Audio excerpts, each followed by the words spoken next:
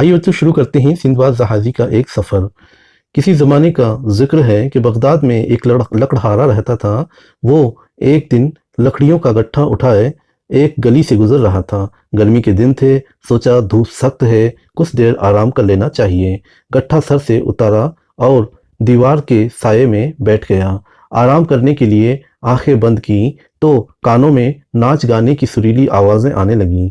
उसने सर उठाकर बुलंद इमारत की तरफ देखा और ज़ोर से कहने लगा, ए खुदा, ये कहाँ का इंसाफ है। मैं सुबह से शाम तक मेहनत करता हूँ, फिर भी पेट भर रोटी नहीं मिलती, और ये अमीर है कि दिन भर आराम करता है और रोज़ाना हज़ारों रुपए खर्च करता है। आगे देखिए नेक्स्ट पैरा में वो ये कह ही रहा था कि एक नौकर फाटक से बाहर निकला और लकड़हारे से कहने लगा, चलो तुम्हें हमारे सरकार सिंदबाद ने बुलाया है। लकड़हारा घबराया हुआ नौकर के पीछे चल पड़ा। जब महल में दाखिल हुआ तो देखता क्या है, दस्तरखान बिछा हुआ है, बहुत से लोग बैठे हुए हैं, उनके सामने तरह तरह के लजीज खाने रखे हुए हैं। सिंदबाद ने लकड़हारे को अपने पास बिठाया और सबके साथ उसको भी अच्छे अच्छे खाने खिलाए। जब सब लोग रुखसत हो गए यानी चले गए तो सिंदबाद ने हंसते हुए लकड़हारे से कहा, दोस्त, मैंने तुम्हारी बातें सुन ली हैं, लेकिन उनका बुरा नहीं माना। सुनो, मैं तुम्हें सुनाता हूँ कि ये बेइंतहा दौलत मुझे कितनी मेहनत के बाद मिली है। चलिए नेक्स्ट सफ़ा पर आगे सिंदबाद जहाज़ी अपनी दास्तान सुनाते हुए कहता है कि बचपन से मुझे दुनिया की सैर व सियाहत और तिजारत का बहुत शौक़ था। सैर व सियाहत मतलब घूमना फिरना, तिजारत मतलब बिजनेस करना, व्यापार करना, उसका बहुत शौक़ था। जब मैं बड़ा हुआ तो मैंने बहुत सा माल ख़रीदा और सौदागरों के एक जहाज़ पर सवार हो गया। हम बहुत दिनों तक समंदर में सफ़र करते रहे और जजीरा जजीरा जाकर अपना माल फ़ायदे से बेचते रहे। जजीरा उसको कहते हैं जिसके चारों तरफ पानी होता है, बीच में जो मिट्टी से बना हुआ मिट्टी का जो इलाका होता है उसको जजीरा कहते हैं। चारों तरफ पानी से घिरा हुआ, जिसको हिंदी में द्वीप कहते हैं।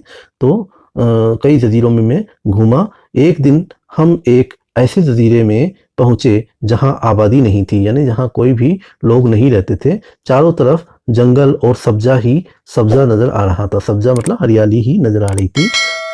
सब सौदागर जहाज से उतरकर सैर करने लगे, यानी सब सारे सौदागर जहाज से उतरकर घूमने फिरने लगे। मैं भी एक तरफ चल पड़ा। ठंडी ठंडी हवा के झोंकों से नींद आने लगी। मैं सब्जा पर लेट गया और लेटते ही आंख लग गई। मालूम नहीं कब तक सोता रहा। जब आँख खुली तो घबरा कर साहिल की तरफ दौड़ा। साहिल मतलब किनारे की तरफ दौड़ा, लेकिन वहाँ जहाज मौजूद न था। मुझे इस जजीरे में छोड़कर जहाज जा चुका था।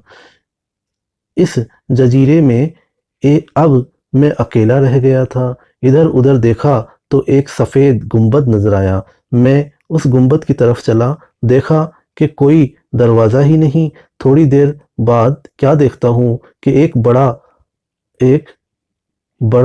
अब्र का टुकड़ा यानी बादल का टुकड़ा आया और उस गुंबद पर बैठ गया।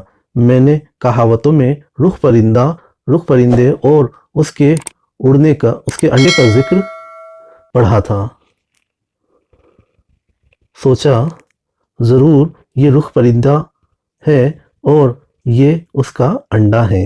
मैंने अपनी पगड़ी खोली और हिम्मत करके खुद को उसकी टांग से बांध लिया। रात इसी तरह गुजारी। सुबह वो परिंदा उड़ा इतना ऊंचा कि ज़मीन नहीं नज़र आती थी। फिर तेजी से एक घाटी में उतरा। मैंने जल्दी से अपने आप को खोल लिया। चलते हैं अगले सफ़े की तरफ।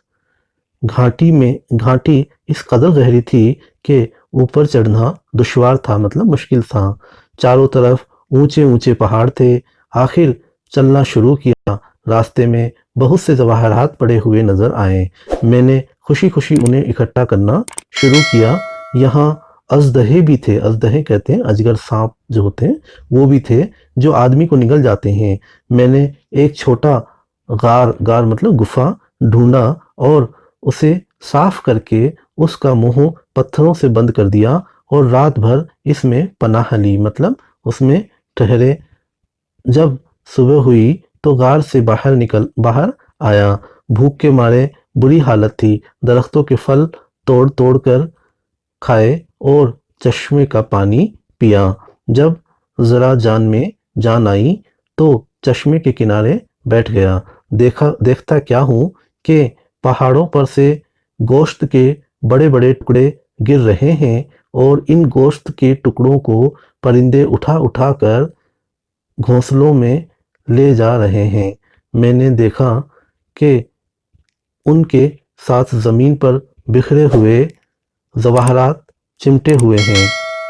इतने में पहाड़ पर इंसानों का शोरगुल सुनाई देने लगा और मैं समझ गया कि इन लोगों ने जवाहरात हासिल करने के लिए ये तरीक़ा इख्तियार किया है, मतलब अपनाया है। अब आगे चलते हैं नेक्स्ट सफ़र पर। मुझे एक तदबीर सूझी, मतलब एक आइडिया आया, एक उपाय सूझा।